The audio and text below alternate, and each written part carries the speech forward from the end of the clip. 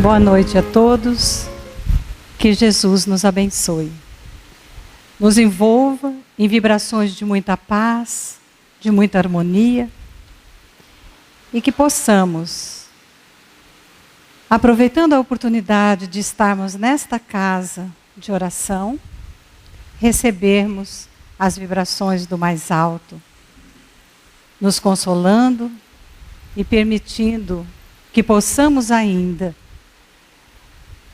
estabelecer um contato com o mundo espiritual, para que dessa forma possamos receber as vibrações benéficas do mais alto. Nós agradecemos a oportunidade de estarmos aqui, em nome da Federação Espírita de Mato Grosso do Sul, o convite que nos foi feito para falarmos nesta casa. Estivemos aqui à tarde, trabalhando com os trabalhadores da casa e nos preparando para este momento agora à noite. E pensando no que poderíamos falar, preparamos já essa reflexão dessa noite em relação a uma fala de Jesus. Mas antes disso, nós precisamos situar por que é que nós vamos refletir sobre essa passagem de Jesus. Jesus se encontrava na Pérea, que é uma das regiões, aquela época da Palestina, e aproximaram-se dele alguns fariseus. Quem eram os fariseus? Era um partido político, religioso, que fazia parte do Sinédrio. E eles se julgavam os representantes do povo. Existia também outros partidos políticos religiosos, como os saduceus. Também existiam os doutores da lei, e todos eles fazendo parte do Sinédrio. Quando nós estudamos o Novo Testamento, a gente percebe que Jesus esteve várias vezes sendo abordados por esses partidos, principalmente os fariseus, pessoas que faziam parte dessa seita farisaica. Então, nessa passagem, Jesus estava então na Pérea e ele é abordado por esses fariseus que vêm avisar a Jesus e aos apóstolos para que saia dessa região onde se encontrava, porque essa região pertencia, esse território, então, pertencia e era governado por Herodes Antipas, filho de Herodes o Grande, aquele que nós conhecemos como participou da matança dos inocentes, uma vez que ele teve, os reis magos encontraram com ele e avisaram que ia nascer aquele que seria o rei de Israel, o rei da Palestina. E Herodes, com medo de perder o trono, ele então declara a morte aos inocentes, às crianças, até uma faixa etária de 2 anos. Então esse Herodes Antipas era filho de Herodes o Grande, e os fariseus dizem a Jesus que ele deveria sair dali porque Herodes estava querendo matá-lo, Herodes Antipas. E esse Herodes Antipas é o mesmo que mandou decapitar João Batista. E os fariseus então disseram a Jesus: ele já fez isso com João Batista e vai fazer também com você. Saia daqui com seus apóstolos. Mas o que Jesus percebe nesse momento? Que aqueles emissários, aqueles fariseus, na realidade, eles eram emissários do próprio Herodes Antipas. E Jesus, percebendo isso, que eles estavam, na realidade, amando do próprio Herodes, ele fala aos fariseus: voltem e diga a Herodes Antipas, regressem a ele e digam a essa raposa que continuarei a expelir obsessores e a curar hoje e amanhã, e no terceiro dia serei consumado. E ele complementa essa fala dizendo assim: importa, porém, e é isso que eu quero trabalhar nessa noite como reflexão, importa, porém, caminhar hoje, amanhã e no dia seguinte. Só para que a gente faça um intervalo, um parênteses, quando eu falei da Palestina, falei de Herodes, eu trouxe um mapa para mostrar para vocês como era aquela época a Palestina que Jesus vivia. Então, vocês estão vendo aí que essa parte laranja era a parte onde Jesus estava, aqui na Pérea. Porque quando Herodes, o Grande, ele tinha a confiança dos romanos. E naquela época, a Palestina era dominada pelos romanos, pelo Império Romano. Quando Herodes morre, e acontece isso em 4 a.C., toda a Palestina, ela foi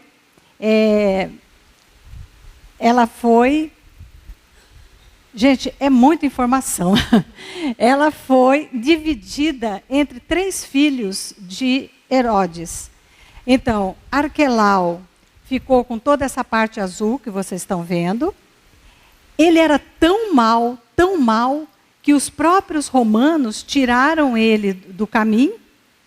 E por isso que no julgamento de Jesus, Pôncio Pilatos foi quem era o governador dessa época aí em Jerusalém.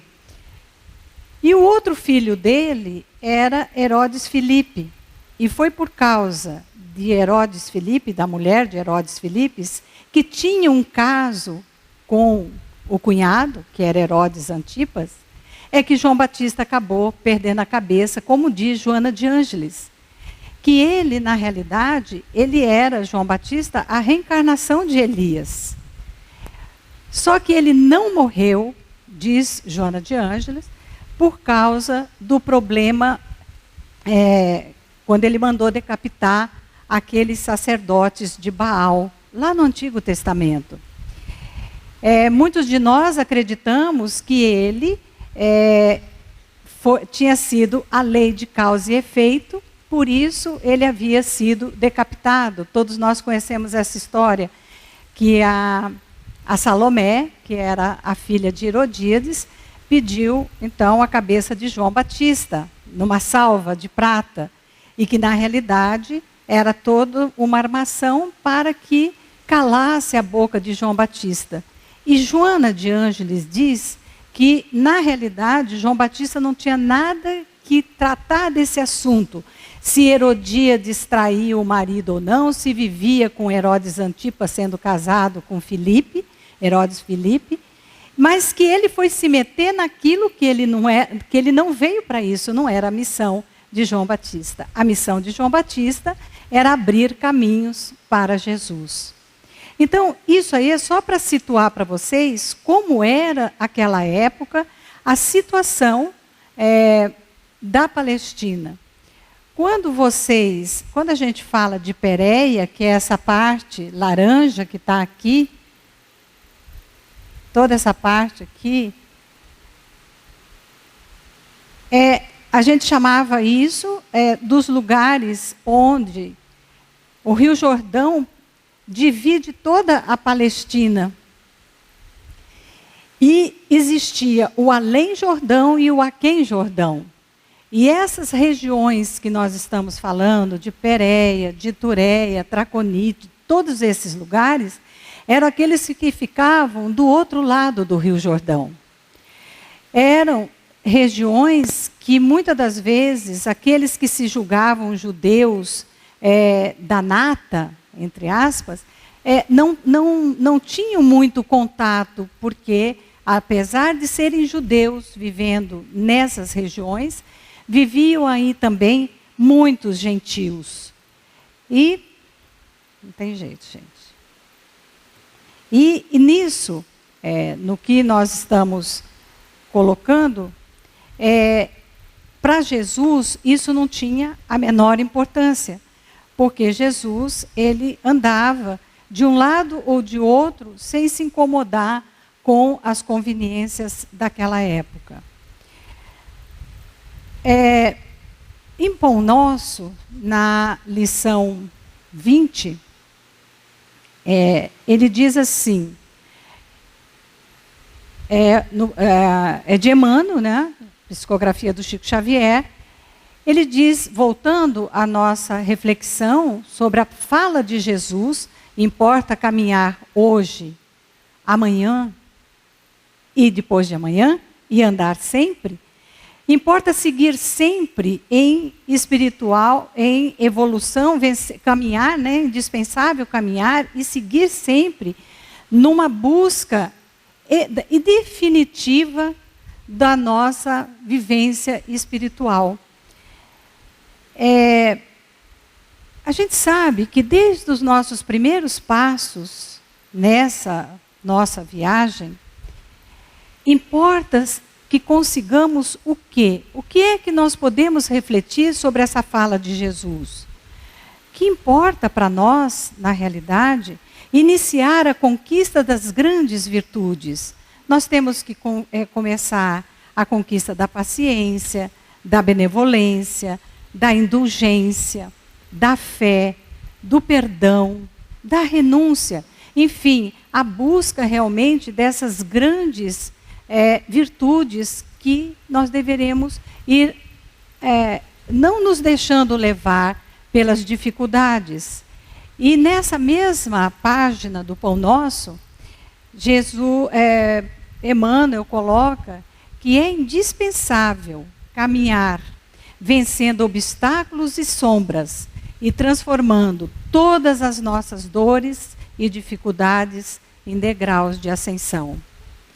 No livro Transição Planetária, Manuel Filomeno de Miranda, no capítulo 3, ele diz que as grandes transformações não se darão de forma de destruição de vida, embora a gente tenha visto muito isso agora, nesses últimos tempos, mas principalmente de mudança de comportamento moral e individual dos indivíduos. Então, você percebe que isso está se acelerando, e nós temos, então, nessa página do Pão Nosso, duas coisas muito importantes. Primeiro, não deixarmos nos envolver pelas coisas do mundo. É indispensável caminhar sempre, vencendo os nossos próprios obstáculos, em primeiro lugar, nossos obstáculos e sombras, que carregamos ainda em nós de várias reencarnações. E transformando todas essas nossas dores e dificuldades em degraus de ascensão. E isso está muito de acordo com o que Jesus nos fala na parábola da semente, quando ele diz, porque a terra por si mesmo frutifica, primeiro a erva, depois a espiga, e por último o chão cheio, o grão cheio na espiga. Jesus nos fala isso em Marcos. É uma parábola muito curta, mas ele nos mostra o quê? Que nós mesmos vamos frutificar essas virtudes e todas as nossas conquistas de uma forma devagar, lenta e contínua. E no Livro dos Espíritos, Kardec indaga aos espíritos. Depende dos espíritos progredirem mais ou menos rapidamente para a perfeição? Essa pergunta é a 117 e os espíritos respondem. Certamente eles a alcançam mais ou menos rápido, conforme o desejo que têm de alcançá-la e a submissão que testemunham à vontade de Deus. Bom, fazendo agora, em cima da nossa reflexão, quando Jesus fala que importava a ele e aos apóstolos caminharem hoje, amanhã e no dia seguinte, a história nos conta que uns poucos meses depois, há a crucificação de Jesus. Então ele já sabia que ia acontecer aquilo, todo aquele calvário, todo aquele sacrifício que aconteceu naqueles dias tumultuados da sua crucificação. Mas analisando isso, e mais a pergunta do Livro dos Espíritos, a gente pensa de duas formas, sobre dois ângulos, essa marcha, esse caminhar que Jesus nos fala. Primeiro, é esse ângulo que nós estamos falando desde o início, que é essa marcha pessoal, que cada um de nós é responsável por adiantá-la ou retardá-la. Então, é a marcha individual que cada um de nós realizamos nesse escoar dos tempos, dos séculos, desde o momento em que somos criados por Deus, né, para e talhados para a evolução. Mas aí a gente se lembra da parábola do semeador. Porque se somos esses espíritos solos, como o próprio Emmanuel diz, e nós temos a obrigação de adquirirmos essa evolução pessoal, nós temos também um compromisso coletivo. Porque se nós sabemos, e temos a absoluta certeza disso, que a Terra está evoluindo, então nós temos também um compromisso coletivo com esse planeta que estamos inseridos nele, reencarnados nele. Quando a gente fala do semeador, quando a gente fala dessa marcha coletiva, todos vocês conhecem essa parábola do semeador. Jesus nos conta que o semeador saiu a semear, e é uma das poucas parábolas que Jesus explicou aos apóstolos e que serve para nós até hoje de estudo. Quando ele fala das sementes que ele joga e dos tipos de solos que abrigam essas sementes. Então ele diz que a primeira sementes caíram à beira do caminho. Então, e a segunda leva de sementes caiu naquele terreno cheio de pedras, de pedregulhos. E qual foi a explicação de Jesus? À beira do caminho, Jesus fala que aquele terreno batido é o terreno duro, com dificuldades de assimilar a semente, seriam as mentes áridas, distraídas, superficiais, que podemos ser cada um de nós. E aí nós procuramos nos inserir em que terreno nós nos encontramos ainda. E a nossa responsabilidade com essa marcha coletiva, e que está aí, essa transformação, essa grande transição planetária que estamos vivendo.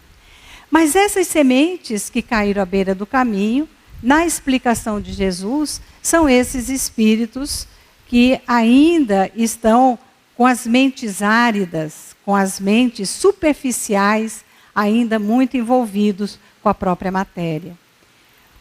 Aqueles que caíram num terreno cheio de pedregulhos ou de pedras, o que seriam essas pedras nas explicações de Jesus?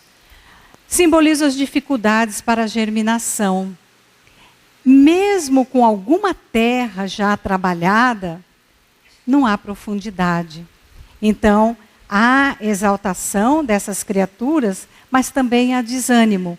E a gente vê isso muito nas casas espíritas, as pessoas que muitas vezes chegam e com uma vontade, um entusiasmo, mas que logo, nas primeiras dificuldades dentro da casa espírita, as dificuldades com os companheiros, as dificuldades às vezes nos próprios lares, elas abandonam a tarefa, porque ainda não tinham a sustentação da raiz, daquilo que realmente vai levar a seiva para que o trabalho possa se frutificar. Ele fala também do solo de espinheiros e do solo fértil. Então ele nos mostra, Jesus, na parábola do semeador, e o semeador saiu a semear, 4 tipos de solo. O solo de espinheiros seriam, então, aquele terreno que também já tem alguma terra, quer dizer, já tem alguma coisa, algum conteúdo, mas as sementes são sufocadas ainda pelas coisas do mundo. São aquelas criaturas que têm ainda as mentes preocupadas com seus interesses pessoais. Nós nos lembramos de um companheiro que ele já trabalhava numa casa espírita, ele já tinha todo um trabalho de responsabilidade na casa, porque ele era dirigente de trabalho mediúnico, e ele teve um revés financeiro na vida, num determinado momento da vida dele, e ele abandonou tudo que ele já fazia na casa espírita por causa do problema financeiro. Todas as vezes que nós nos encontrávamos, nós dizíamos: você não vai voltar? Você está fazendo falta. Nós estamos precisando do seu trabalho, da sua presença, das suas palestras, da sua fala amiga. E ele sempre dizia: minha irmã, se acalme, eu vou voltar. Quando eu tiver resolvido com o meu problema financeiro, eu vou retornar ao trabalho. Ele teve um infarto fulminante, depois de algum tempo, e ele não retornou ao trabalho. E a família sobreviveu, cada um foi trabalhar, cada um foi amealhar o seu bem, e todo mundo continuou vivendo, e ele partiu. Então, essas pessoas são aquelas que ainda também não conseguem se dizer, não que não seja obrigação nossa e responsabilidade nossa de trabalharmos e cuidarmos das nossas coisas e termos os nossos interesses, porque o homem tem que viver de acordo com a sociedade, de acordo com o seu tempo. E é lógico que hoje, principalmente nesse mundo atual que estamos vivendo, nós necessitamos sim de pagar as nossas contas em dia, de ter as nossas comodidades, o nosso conforto. Mas o que Jesus coloca aqui é que são essas mentes preocupadas unicamente ainda com os seus interesses pessoais, embora já tenham recebido a semente da Boa Nova. E o solo fértil é aquele solo onde a germinação ocorre, já produzindo bons frutos. E Jesus fala que esse solo, mesmo já estando preparado, o resultado dele, de sementes de germinação, 30%, 60% a 100%. E ele explica, e a gente entende, que são essas mentes receptivas, a mensagem e a vivência da palavra ou da Boa Nova. Bom, mais uma vez, né? Eu perguntaria o que seria para nós aqui. Gente, olha, está sendo um teste de paciência. Tudo bem. Eu vou fazer algumas perguntas em cima de tudo isso que nós colocamos, para nossa reflexão nessa noite. Primeiro, de qual solo fazemos parte? De qual solo nós que nos encontramos aqui hoje já fazemos parte? Nós fazemos parte do solo da boa terra, a semente que caiu na boa terra, que germinou. Nós fazemos parte do solo cheio de espinheiros, da semente que caiu à margem da estrada e que o sol queimou. Ou nós fazemos parte daquele terreno cheio de pedras, de pedregulhos, onde a semente foi abafada. Será que nós desertamos, nós abandonamos as tarefas a que fomos convidados a colaborar? Todos nós temos os nossos compromissos. E que não é por acaso, porque o acaso não existe. Então, nós fomos convidados a colaborar e nas atividades que desenvolvemos em qualquer lugar, em qualquer momento da nossa vida. Será que nós não estamos abandonando essas tarefas? Hoje a gente vê um problema na família. Quantos pais hoje abandonam a tarefa da educação dos próprios filhos? Quantos pais hoje delegam para terceiros a formação dos filhos? Será que nós não estamos desertando das nossas tarefas? Será que somos candidatos ao serviço redentor, aqueles que já trabalhamos na seara da doutrina espírita, na seara de Jesus? Será que nós somos candidatos a esse serviço? Porque temos em nós o desejo sincero de trabalhar e servir? Será que nós estamos trabalhando na seara de Jesus, por Jesus? Porque temos a honra de trabalharmos, de sermos aceitos na tarefa do Mestre, na seara do Mestre? Ou será que esse não é um desejo sincero? Será que hoje ainda me perguntaram, me colocaram, eu me policio. Será que eu estou fazendo isto por mim, vamos dizer assim, para aparecer, entre aspas? Ou será que é mesmo para desenvolver o trabalho que eu acho, ou que eu penso, ou que eu tenho certeza que fui convidado ao trabalho na seara de Jesus? Então, o que importa para nós é sempre entendermos que Jesus nos convidou ao trabalho e nós solicitamos a oportunidade do trabalho na seara do Mestre, acreditando que o Mestre e a doutrina espírita têm uma mensagem por excelência. E nós acreditamos também que Jesus, sendo o grande pedagogo da humanidade, que nos trouxe uma mensagem da Boa Nova, que nos deixou o mandamento maior de amar a Deus sobre todas as coisas e ao próximo como a si mesmo, como um código de ética comportamental.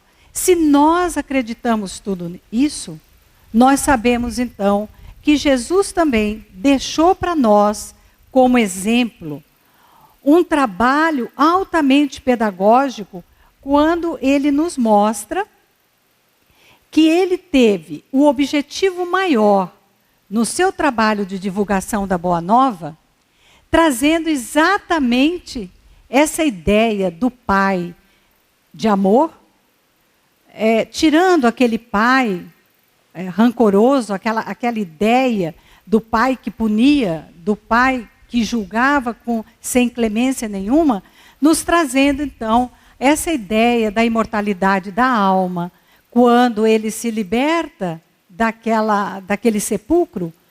Ele nos traz essa mensagem de que Deus é o Pai de todos nós e que a doutrina espírita vem complementar, dizendo que é um Pai de amor e justiça, de misericórdia e justiça.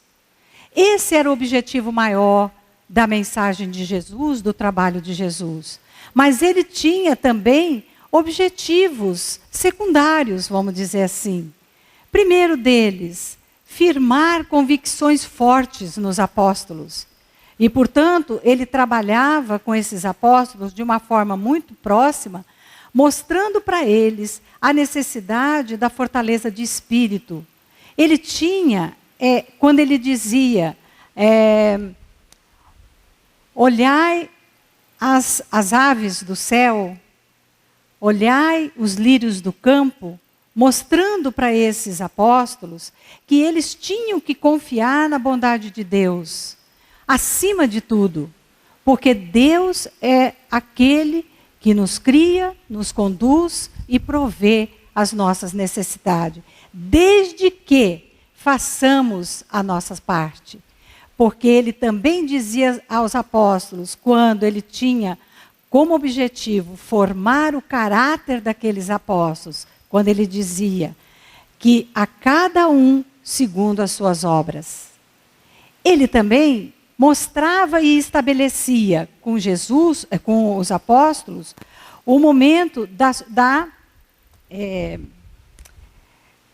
estabelecendo esse contato da criatura com o Criador.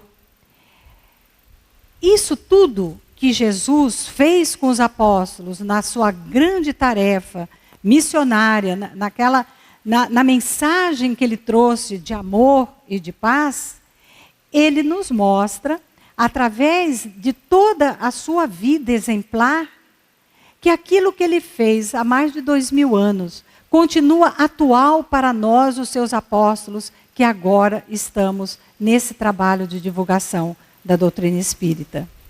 Então, importa trabalhar, conhecer-se, iluminar-se e atender ao Cristo diariamente. Isso também está em Pão Nosso, na lição 20, Emmanuel, Psicografia de Chico. Então, nós temos que trabalhar, mas antes nós precisamos nos conhecer.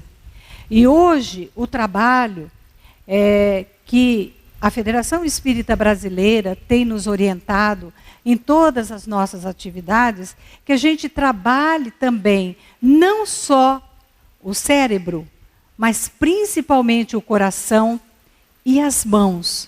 O coração na área do sentimento, para que possamos entender que somos todos irmãos, filhos do mesmo Pai. E as mãos, porque fora da caridade não há salvação. Mas que caridade será essa que o espírita deve e tem por obrigação realizar? Nós sabemos que a caridade começa, em primeiro lugar, em nós mesmos, tendo por nós a caridade de nos aceitarmos e de nos entendermos, para que assim possamos trabalhar em favor dos outros, mas com a nossa consciência plena, com a nossa consciência reta.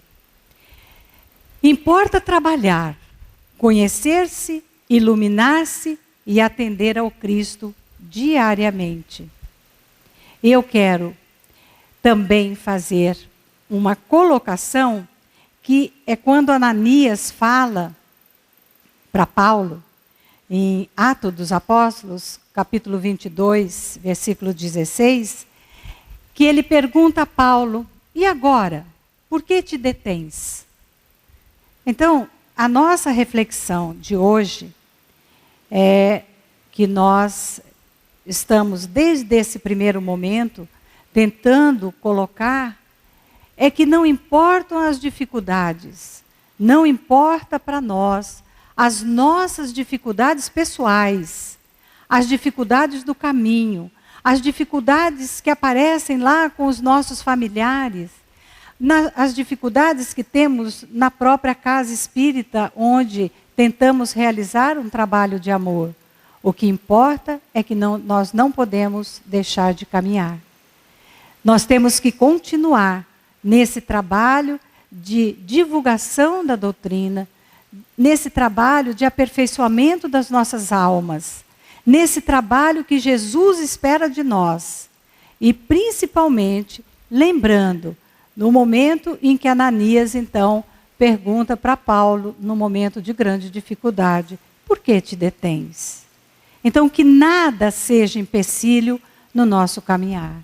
Porque apesar de nós e conosco, a mensagem de Jesus continua caminhando.